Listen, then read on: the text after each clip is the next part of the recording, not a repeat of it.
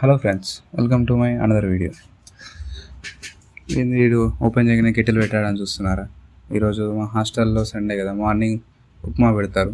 మనకు ఆ ఉప్మా అంటే నచ్చదు కాబట్టి మన దగ్గర ఉన్న కెటిల్లో రాగి జావ ఎలా చేసుకుందామో చూద్దాం. ఈరోజు కెటిల్ తీసుకొని గ్లాస్ వాటర్ తీసుకొని ఆ గ్లాస్ వాటర్లో 2 స్పూన్ల రాగి పౌడర్ వేసుకొని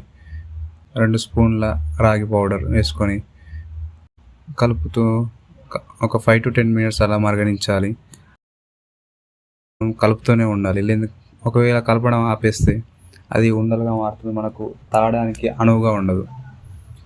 అలా ఒక 5 నుంచి 10 నిమిషాలు మరగించిన తర్వాత తగినంత మనకు సాల్టా బెల్లమా మనకి ఏది ఇష్టం ఉంటే అది వేసుకోవచ్చు. నాకైతే బెల్లంతో తాగడం అంత నచ్చదు కాబట్టి మనమైతే సాల్ట్ వేసుకుంటున్నాం. మీ ఇష్టం, మీకు తీయగా వేసుకొని తాగాలనుకుంటే మీరు బెల్లం వేసుకొని తాగొచ్చు, ఇంకా బాగుంటుంది. మనకు తీపి అంత పడదు కాబట్టి మనం చేత్తోనే ఒక 2 చిటికల ఉప్పు వేసుకొని అలా మళ్ళీ ఒక 5 నిమిషాలు మరగనిచ్చిన తర్వాత చిక్కని రాగి జావ రెడీ అవుతుంది. ఎందుకంటే మనం ఇలా ఉప్మా తినలేము కాబట్టి రాగి జావ మనకి ఇదే ఇప్పుడు అమృతం.